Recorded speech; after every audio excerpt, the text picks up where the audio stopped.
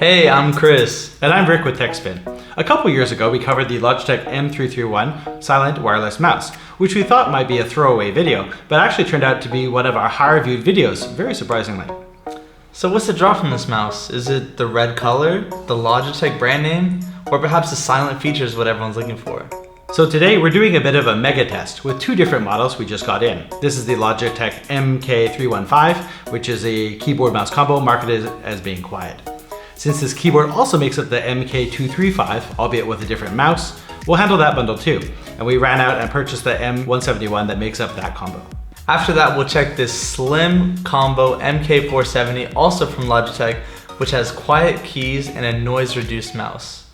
After publishing the older M331 silent mouse review, I mentioned but didn't fully appreciate the scroll wheel was actually kind of noisy during spinning and clicking. Something we'll be watching out for this time. Just a reminder, if you want to keep up with our releases, you can follow us on Instagram, Twitter, and Facebook, all at Techspin Review.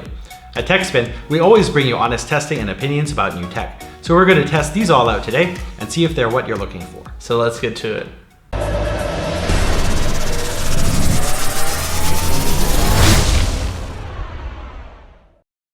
Starting off, we had the Logitech MK315, which is the K235 keyboard with the M330 mouse. This retails for $40 American, about 40 pounds, under 60 Canadian bills, and 950 NT in Taiwan for the combo. The K235 has a spill-resistant design with low-profile keys and 15 function keys. Inside the MK315 box, you get the M330C mouse, the Nano USB receiver, a pack of 3 Duracell OEM batteries, and the MK235 keyboard. Batteries are quoted as lasting 36 months for the keyboard and 24 months for the mouse. The K235 is 43.6 centimeters wide by 13.8 deep and just under 21 millimeters high and weighs in at 475 grams, including the batteries. Build quality is okay with flex and a little creaking. For this normal-sized wireless keyboard, the power switch has been removed.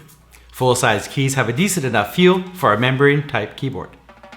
At the top, the function keys double as media keys with assignments from F1 through F12. 2 feet provide a height adjustment from 2 to 8 degrees. And the K235 uses 2 AAA batteries with a sliding cover to close the compartment. Here's the typing test for the K235.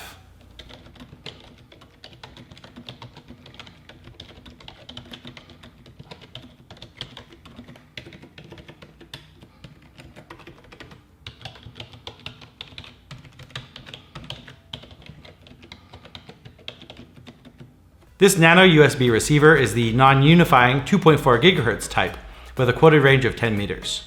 We tried a quick test around the studio and we didn't have any issues. And on to the mouse. Tracking is very decent for the M330, very usable and no problems. If your gaming mouse has issues, you can still help your team with this one, though probably not making leaderboards. The mouse included in this bundle costs about $20 separately, so you do save a few dollars getting the combo and have just one receiver to plug in. The M330 should be also the B330 in different regions, as it has the exact same specs.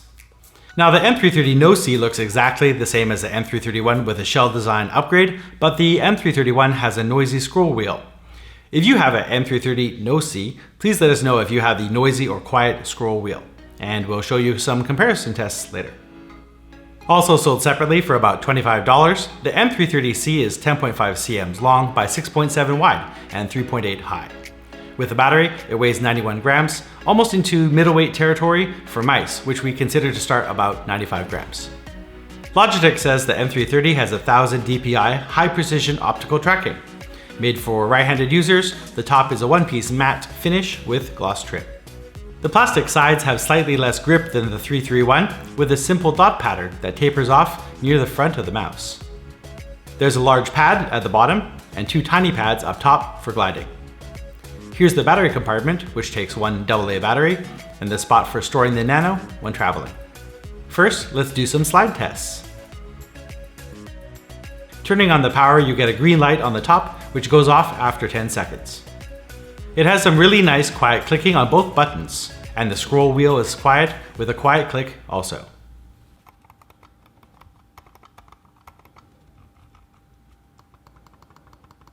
So the MK315 is the K235 keyboard along with the M330 mouse. The newer MK235 combo though has the same keyboard and a different mouse, the M171. Killing two birds with a social distance stone, the MK235 keyboard is the same, so we ran out and we grabbed an M171 to cover this configuration. Note that the bundled mouse is gray and not this blue. Since we bought it separately, we had a choice of black, blue, or red. Looks like the gray is only shipped with the bundle. The M171 solo price is just under $15 US.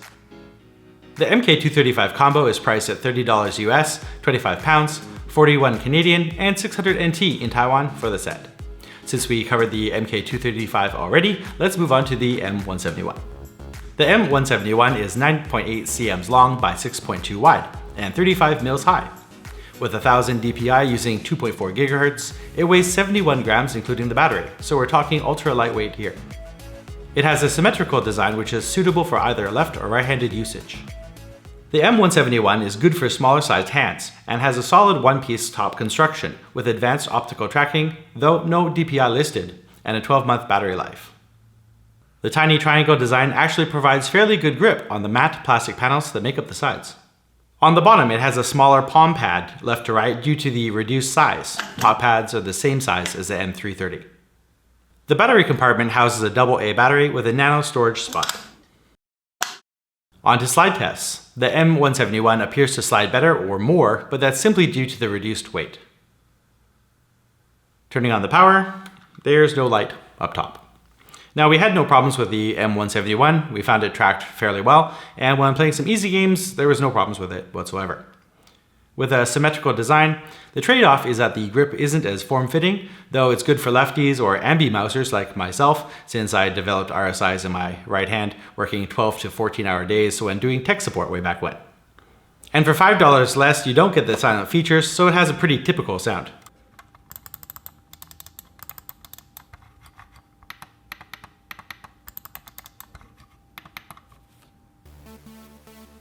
Next, we have the Logitech Slim Combo, the MK470. This refined looking set comes both in graphite and the white version we have here. The MK470 at time of production goes for $50 US, 50 pounds in the UK, 60 Canadian, and 14.90 NT in Taiwan. The K470 has a thin, minimal design which looks and feels great taking it out of the box. And this unit measures 37.4 centimeters wide by 14.4 deep and just over 21 millimeters high, and weighs in at 558 grams, including the batteries. Standing the box up for the camera is easy because the box has an unorthodox top opening design. Inside is the mouse, receiver, and keyboard. The batteries come pre-installed and are an easy pull-out tab to get you up and running, with 36 months quoted for the keyboard and 18 months for the mouse. It looks like Logitech has ended the age-old debate as to whether you need to power off your wireless keyboard by removing it completely. And the Nano receiver has a quoted range of 10 meters. Again, no issues around the studio with usage over distance. The keyboard design has full-size chiclet keys with a reduced footprint due to the home end and page keys going above the keypad, and the arrows in a rectangle below right shift. Build quality is very good with barely any flex and no creaking. On the back, there's only a bump to accommodate electronics and batteries, raising the keyboard slightly.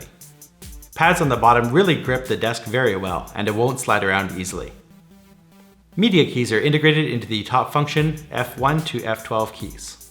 The K470 sliding top covers two AAA batteries, with a spot here to store the non-unifying nano receiver. The attention to detail on the cover provides rigidity when this could be flimsy. This is well done here. And let's listen to the sound of the quiet chiclet keys.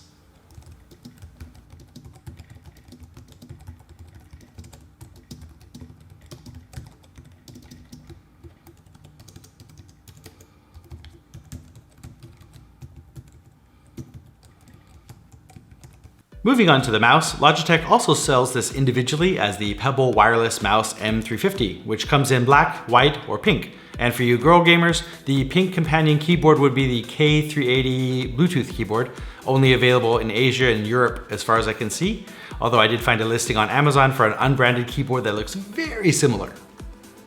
This white Pebble Wireless M350 sells separately for $30 US, 25 pounds in the UK, 40 Canadian rubles, and in Taiwan, 700 NT.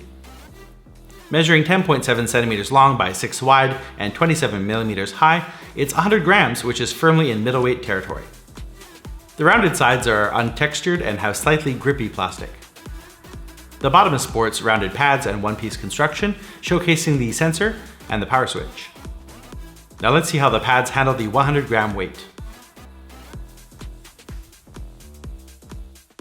With the one-piece bottom, access to the battery is actually through the top, which is held on by 3 tiny magnets. Inside there's a spot for the nano USB, and there's no power LED. The top clicks back on when done. Using the Pebble was actually kind of fun. This futuristic looking mouse has a different feel to it due to it being a bit flatter and narrower than other mice that we tested. No issues to report with usage, and we found that the mouse tracked very well on screen.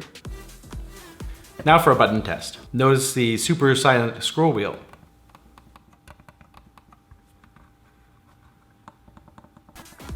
Please take a moment to like this video, and if you like what you see, then please do subscribe and click the bell icon to get notified when I upload new content.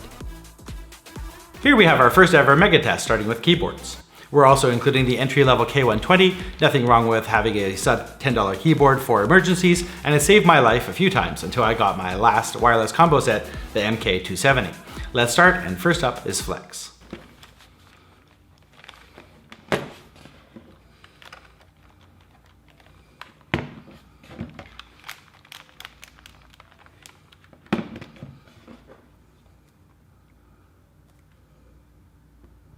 Next we have typing tests back to back.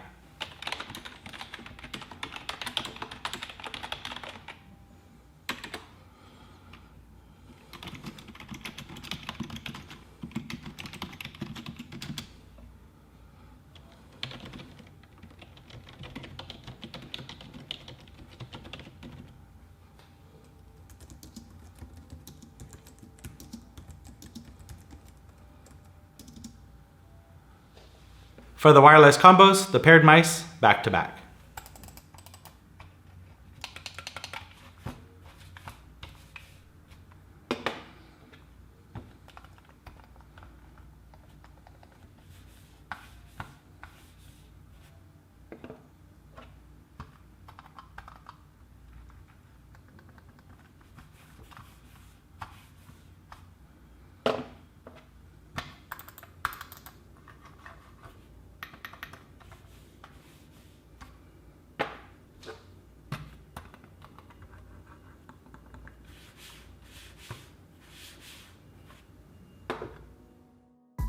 So tell me what you thought about the MK315.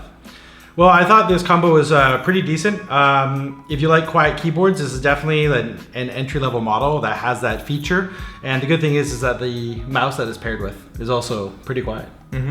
Definitely, yeah. I agree. The keyboard is entry-level, but the mouse is exceptional. I really like the mouse. Very quiet. The wheel spin was very quiet as well. Very pleased with that. Now, talking about the MK235, that replaces this mouse with the 171. Of course, that one will be in gray color. As we mentioned before, we ran out and bought that one. So the gray color one goes with this one. It's not the cheapest wireless mouse. There's one model that's actually cheaper. But for the clicking and wheel spin and click, it's definitely not quiet. So you'll get a quiet keyboard, but not necessarily a quiet mouse. Yeah, I mean, if you're looking for a pretty quiet keyboard and you aren't too picky about the mouse or the quietness of the mouse, then this could work for you as well. So which one are you, between these two, whether it's the MK315, which is these two, or the MK235, which is this one, which one are you picking? Personally, I would definitely go with the MK315. I like having a good solid mouse. I like this one, it just fits well in my hand. The quietness of the clicks and the wheel spin, it definitely it pleased me. So I would definitely go with 315. All right, cool. This one, of course, if you're a lefty, this one's pretty good because it's made for both lefties and righties. So there you go. Moving on, we have the K470 keyboard, which is this one here, and it comes with the Pebble M350 mouse. What's your thoughts? So I personally really like a very simple keyboard. This keyboard was very, very much my type. the small keys, very low flat keys, very sturdy keyboard. I was definitely pleased with this keyboard. How about you? Yeah, when I first took it out of the box, I said the same thing. It's like, wow, like this is nice. Yeah, you could feel the weight in it. Yeah, definitely. and the mouse has got a really innovative and unique design. It actually has magnets securing the top to it, so when you need to change the battery, it's a little unconventional, but it's cool. And you tried the mouse? Yeah, I tried the mouse. I really like it. It works for both lefties and righties as well. The clicks, still very quiet, very, very quiet. The wheel spin was also very quiet. Even a bit quieter than the M330 that we had here before, yeah. So yeah, definitely. So I think the pair of these two, they go really well together, definitely. Just make sure you gotta wash your hands because it's a white mouse. You know, for sure. You don't want to be eating Cheetos and going on this keyboard, that's for sure. Unless you want an orange mouse, right? Yeah. So we're gonna get into our rankings for the flex test. Number 1. The K470. Yeah, so number 1, the flex test definitely is the strongest, the sturdiest. Like you said, he pulled it out of the box and you could really feel the weight of the keyboard. Very sturdy. It's not that much heavier, but the build quality is like that much better. Yes, yes. And surprisingly, number 2 was the cheapest one. The entry-level $10 keyboard is really sturdily built. This is number 2 for the build quality, which is very surprising. Number 3 was the K270. That's this, and also if you buy the MK, it's with the M185 mouse. So this is number 3 for the flex test. Next up, we have a typing feel. So with the feel, like I said before, I'm a big fan of the chiclet keys. I like a very small, flat, simple keyboard. Very minimal movement of the fingers. That's definitely my preference. So with that, the number 1 goes with the K470. Yeah. The K470. It's a lot of numbers. Yeah, it's easy to get these mixed up. The K470 is definitely the number 1. Yeah. If you're more of a fan of like full-size gaming keys, then probably the K235 is a very close runner-up. Personally, also I kind of like laptop-type chiclet keys as well. So this is also my number 1, but very close second is this quiet one for the typing feel. And also the number 2 would be the K270, which we have here, which we reviewed before on the channel. I'll throw a link up there. And number 3 in third place will be the basic 120, K120. Definitely. And as for the quietest, what do you think? What's number 1? Yeah, it's got to be this one. For sure. Yeah. Easy. Definitely. It's so quiet. I mean, this is quiet too compared to the other ones. Yeah. But when you compare it to this, you can obviously tell the difference between the two. Both are very quiet, but you can tell the difference. Right. Next up, well, of course, in second place would be the 235, and third place would be the K270 here. So, right? Yeah, that's right. Best mouse. The best mouse, we went with the M330. This one here. So the black one, like we said before, is very quiet. The wheel spin is very, very nice.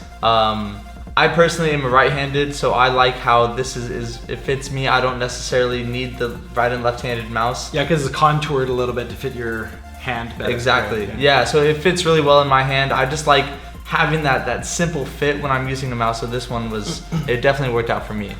And a close number 2 is this one. Yes. That's a close number 2. It's really unique. I like it. It's very minimalist inspired design, and still fits well, but it is kind of flatter and it is narrower. So if you have a large hand, maybe not the best fit for you, but overall for usage is still great and super quiet too. Yes. One thing we noticed actually is that because Irene has the M331 red and I have the M331 blue, and something really surprising that kind of made me think about testing different variations on mice, right? So if you listen to this scroll wheel, pretty quiet. This one, it's the same mouse, man. Yeah, it kind of sounds like a frog when riveting. It's a little variation between the different color schemes. Same mouse, exact same mouse. So that's something interesting there.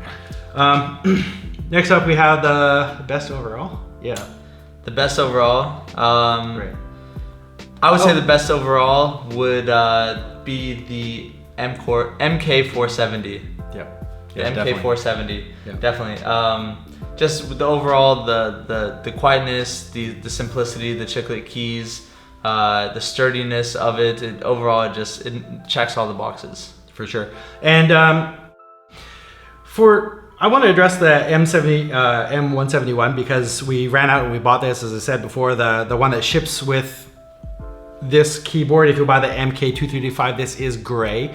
So, I mean, people change their mice every like 3-4 years, right? So if you're looking at the same mouse for an extended period of time, it's, you know, for blue, it looks great and the functionality is decent. I would have to say, I'm not too sure if I would like the gray top over that period of time. I would want to look at something that looks a little better, but I mean, different people, different preferences. You may like it, so there you go. I would give the K270 here actually ships with the M185 mouse, and this actually looks really nice. And the gray accent, maybe not my personal choice, but still looks good. The set goes together pretty well. Yeah, you can use this in a business conference room or your house. We use it for our media PC when we're playing back movies. So I mean, this is normal. I will say though that between these two mice, I like the M71 just slightly better because it is slightly wider, so it's a little easier to grab. This is smaller from left to right, so yeah. Okay, so what do we have? We have if you're gonna buy, this is hard because I like this combo a lot. Like I've been using this now for a couple of years. So for this combo over the MK270 here, over the MK235, I'm thinking this one. I think so as well. Yeah, and plus it's got the extra features of all the media keys. And if you have something like Kodi or something, we have Kodi to play back. It's a home theater, you know, you can play back TVs and movies if you load it up into the program. It's really nice and seamless, kind of similar to Netflix if you set it up right. We actually have the media keys to trigger Kodi so that we can just launch it, which is a nice feature with this keyboard. Obviously this one doesn't have separate media keys, although they are up on the function row up top. So, I mean, this one I personally like more than this combo. However, if you're going for quiet, if you can find it, then the older MK315, which are these two here, better. Definitely. Yeah. I think the mouse definitely makes up for it and adds a nice accent to it for sure. Yeah. And and so if you only need quiet keyboard, then you can go for the MK235. But yeah, I mean, this one. If not, overall, this one is definitely the overall winner. It's a great step up. Yeah, great step up from both the MK315, which you see here, or the 235 with the less quiet mouse. So the K470 is really the winner here if you want a quiet wireless keyboard with great build quality and a beautifully designed minimal keyboard and mouse. The extra weight really is a great trade-off for a better build, just slightly more to carry, but a much more refined and sturdy keyboard. If you don't have the budget but absolutely need quiet, get the MK315 combo. And the MK235 combo has the quiet keyboard, but the mouse is not. I've been a fan of Logitech products for a long time. A trusted name for a reason, as their products last a long time, even the entry-level ones. Of course, they need to update their product lines over the years, and while it's true that there is not much innovation in the realm of keyboards and mice, quiet features are a tangible benefit to the consumer, and to offer this in a slick, cool package, which is wireless, is pretty awesome. One thing Logitech needs to address is the build quality on the K235. You'd certainly expect a higher level keyboard to not be creaky compared to its $10 counterpart. And although Logitech needs to offer different layouts and colors for different regions, we really hope that they can standardize its product numbering across regions, as doing research for this episode was challenging enough as a product reviewer, and as a consumer with global search results, it can be really confusing. We received questions on the channel like, are the M330 and 331 the same? Why can't I buy red or blue in my region? Are the B330 and N330 the same? So please Logitech, make it easier for consumers to find the same colors, the same numbers, and the same products globally. For a different kind of offering, if you're more interested in a great gaming keyboard combo going for $15 more, we'll throw the link up here for the HyperX Alloy Core that we just reviewed, which has gaming level performance and RGB without the wireless and quiet features we saw today. As you can see, we're focusing right now on doing gaming peripherals to see how they perform. Don't forget to give us a quick follow on social media. You can find us at Techspin Review on Facebook, Instagram, and Twitter to get notified of new episodes. So what features did you see that you like? Is there a keyboard or mouse that's on your radar? Do you have some experiences with these keyboards or mice that you want to share? Join the discussion down below. And we're interested to hear what new hardware you want to see reviewed. Let us know and we'll try and get to it. If you like this video, please go ahead and hit that thumbs up button, or let us know how we can improve. If you want to see more videos like this, then please do subscribe, of course, for new content, and click that bell icon to get notified when we put up a new video. We read and reply to most of the comments, so if you have a question or if we miss something, then please do tell us down below. If you're still here, we really appreciate you watching this far. Thanks for your time, and we'll see you on the next. Bye for now.